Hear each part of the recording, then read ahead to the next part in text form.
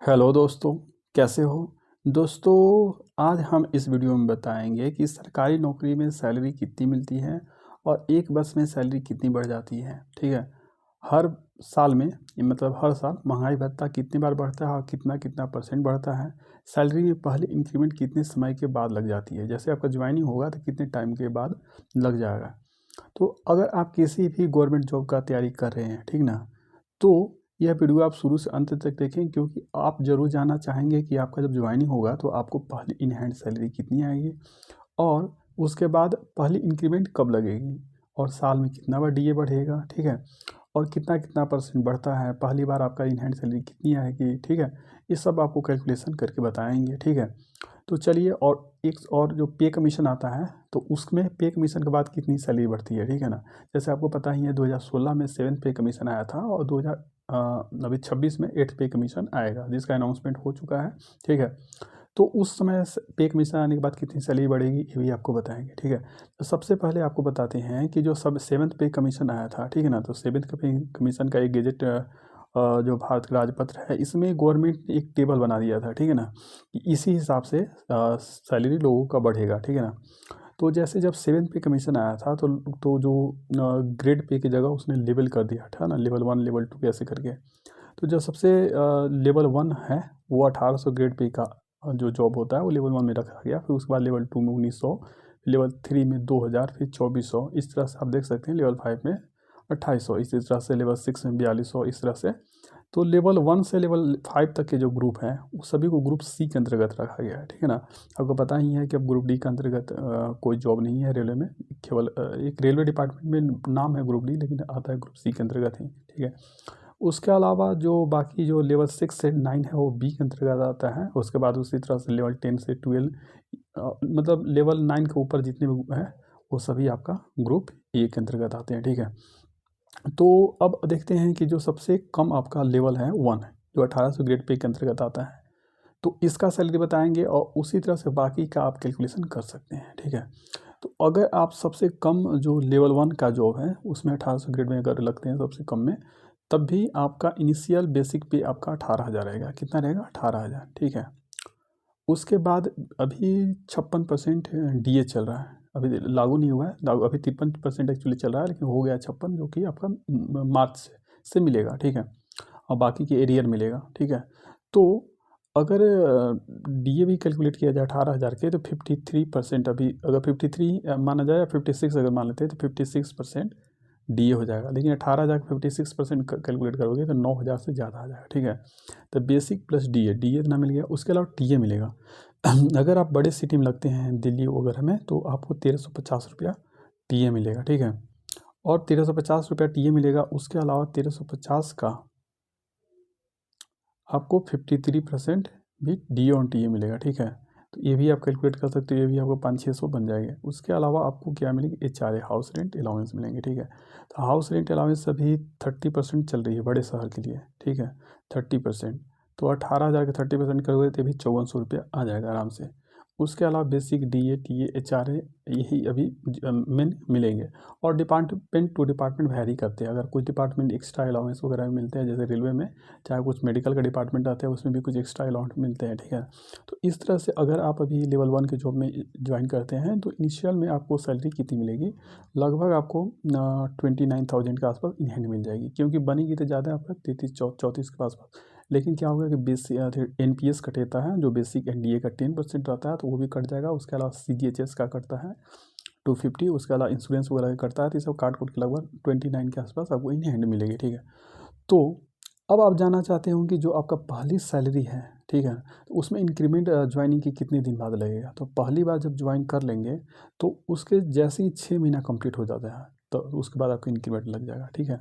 तो जैसे मान लें कि आपने अगर मान लेते हैं कि अगर आपने ज्वाइन किया 29 नवंबर को, 29 नवंबर को ज्वाइन कर लिया, तो आपका 6 महीना कब पूरेगा? तो 6 महीना पूर जाएगा जुलाई से पहले पूर जाएगा। अगर 29 नवंबर 2024 को अगर मान लें आपने ज्वाइन किया है, तो 31 जुलाई मतलब कि 1 जुलाई 1 जुलाई को आपका 6 महीना से ज़्यादा ही हो जाएगा, ठीक है ना। लेकिन इंक्रीमेंट लगता है 1 जनवरी को और 1 जुलाई को ही लगता है, 1 जनवरी को लगता है 1 जुलाई को। तो 1 जनवरी को तो आपका 6 महीना नहीं पूरा है तो उसमें नहीं लगेगा, लेकिन 1 जुलाई 2025 को आपका 6 महीना पूरा जाएगा तो पहली इंक्रीमेंट आपका 1 जुलाई 2025 को लगेगा। लेकिन अगर कोई आदमी है जो कि ज्वाइन करता है 2 जनवरी को, 2 जनवरी को कब ज्वाइन करता है, 2 जनवरी को तो 2 जनवरी को अगर आप ज्वाइन करेंगे तो आपका 1 जुलाई को 6 महीना नहीं पूरेगा ना, कितने दिन, 1-2 दिन ही कम रह जाएगा, लेकिन फिर भी आपका 1 जुलाई को इंक्रीमेंट नहीं लगेगा। अब आपका कब इंक्रीमेंट लगेगा, अगले साल के 1 जनवरी को लगेगा, ठीक है। तो इस केस में आपका नुकसान हो जा रहा है। अगर आप यही 2 जनवरी की जगह अगर आप 1 जनवरी को ज्वाइन किए रहते हैं या 31 दिसंबर को तो आपका इंक्रीमेंट लग जाता था, ठीक है। तो ज्वाइनिंग करने का क्या फ़ायदा नुकसान होता है वो आप देख सकते हैं, ठीक है। 6 महीना कम से कम हो जाएगा, उसके बाद ही आपका इंक्रीमेंट लगेगा। और जो पहली इंक्रीमेंट लगती है तो कितने परसेंट, वो परसेंटेज रहता है दोस्तों, कितने। एक्चुअली जो ये टेबल में आप देख रहे होंगे कि लेवल 1 में जो अलग अलग सेल बने हुए हैं ना, लेवल 1 में भी अलग अलग सेल बने, जैसे 1800 है, उसके बाद 18,500 है, उसके बाद 19,100 है, उसी तरह से सभी लेवल में अलग अलग देख रहे होंगे, ठीक है। तो ये एक्चुअल 3% के आसपास होता है, 3% के थोड़ा कम या बेसी हो सकता है, लेकिन एक्चुअली 3% के आसपास ही होता है, ठीक है। तो जैसे कि आपका 18,000 है तो 18,000 का 3% कम आ जाएगा। लेकिन अगर किसी ऊँचे लेवल में है, ठीक है ना, जैसे 46,000 ग्रेड पे में है तो उसका 44,900 स्टार्टिंग बेसिक है, तो 44,900 का 3% तो ज़्यादा आ जाएगा। तो इस के हिसाब से इसका सैलरी में भी इंक्रीमेंट ज़्यादा होगा, ठीक है। तो उसी तरह से जो टेबल बना हुआ है वैसे परसेंटेज कैलकुलेट नहीं किया जाता, बस ये टेबल को देखा जाता है या अगला इंक्रीमेंट आपका दिया जाएगा, फर्स्ट इंक्रीमेंट तो 18,000 के बाद 18,500 कर दिया जाएगा। उसी तरह से अगर लेवल 2 में है तो 19,900 के बाद 20,500 कर दिया जाएगा। उसी तरह से मान लें अगर लेवल 7 में है तो 44,900 के बाद 46,200 कर देंगे, जिस सेल में रहेंगे उसका अगला में। हाँ ठीक है, तो पहला इंक्रीमेंट जब आपका लग जाएगा, ठीक है ना, तो उसके बाद हर साल एक एक इंक्रीमेंट लगेगा, और जिस दिन आपका इंक्रीमेंट लगेगा अगले साल भी उसी दिन इंक्रीमेंट लगेगा, ठीक है। एक तो ये हो गया इंक्रीमेंट की बात। और दूसरी बात ये है कि डीए साल में कितनी बार बढ़ती है, तो डीए बढ़ती है 2 बार। एक है 1 जनवरी को आपको डीए बढ़ेगी, अब एक बार 1 जुलाई को बढ़ेगी, ठीक है ना। तो 1 जनवरी को जो बढ़ती है वो मिलती है मार्च से, ठीक है। और जो जुलाई में बढ़ती गई वो आपको मिलेगा अगस्त, जुलाई, अगस्त, सितंबर या अक्टूबर से मिलेगी, ठीक है। 2-3 महीना लगभग लेट से मिलती है। लेकिन जो पहले का 3 महीना है जिनका नहीं मिला उसका एरियर मिलेगा, ठीक है ना। एरियर वही मतलब बकाया पैसा एक तरह से समझ सकते हो, ठीक है, वो मिलेगा। तो इस हिसाब से आप देख सकते हैं कि अगर आप लेवल 1 की जॉब में ही हैं तब भी आपका 3% तो बेसिक ही बढ़ जाएगा, ठीक है। 3% बेसिक बढ़ जाएगा, और जो डीए है वो भी कम से कम 3 से 4% के अराउंड अभी बढ़ रहे हैं। तो 3% ये भी कैलकुलेट कर लिया जाए तो लगभग 6%, 6 और 3 9%। तो 9% के हिसाब से अगर मानते हैं कि हर साल आपका सैलरी में 9% का ग्रोथ होगा हर साल, ठीक है। तो 18,000 में अगर लगते हैं तो 18,000 का 9% आप कैलकुलेट करते हैं तो मान लीजिए कितना हो जाएगा, बटा 100, तो 18×5 90, 18 78, 18 98, बस 88, ठीक है। तो 1620 रुपये के आसपास बढ़ेगा, ठीक है। और जैसे जैसे आपका बेसिक बढ़ेगा वैसे वैसे इसका अमाउंट भी बढ़ते जाएगा, ठीक है। उसी तरह से अगर आप लेवल अलग अलग लेवल में हैं, जैसे 44,900 होता है तब भी आप कैलकुलेट कर सकते हैं। 44,900 के लगभग 9 या 10%, मतलब किसी भी लेवल में है आपका पहले का जो सैलरी है उसमें से 9-10% के आसपास ग्रोथ हो जाती है हर साल, ठीक है। तो ठीक है यार। और जब 8 पे कमीशन आती है, जैसे 7 पे कमीशन आई थी तो उस समय सैलरी में क्या हुआ था आपको पता है।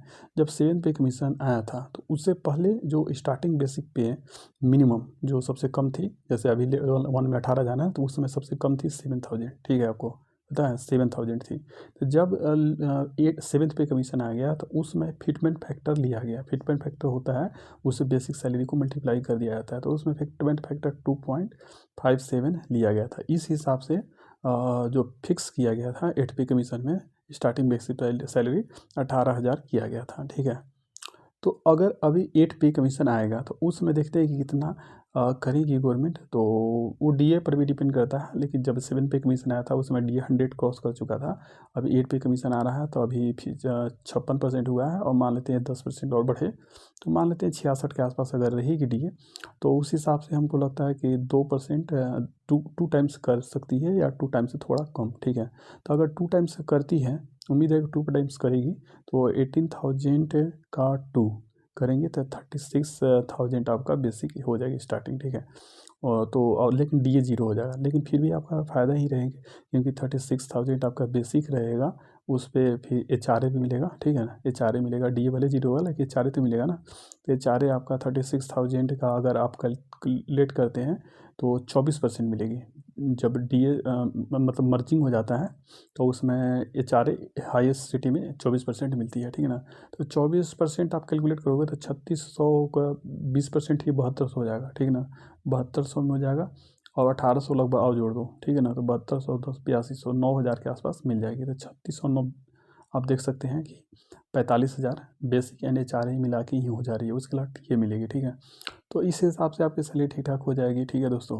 तो अगर आपको वीडियो पसंद आया है तो इसे लाइक करें, चैनल को सब्सक्राइब करें, and share this video to your friends and relatives. And अगर आपको कोई डाउट है, कोई मतलब किसी तरह का, तो आप ज़रूर कमेंट करके पूछना, ठीक है। Thank you friends.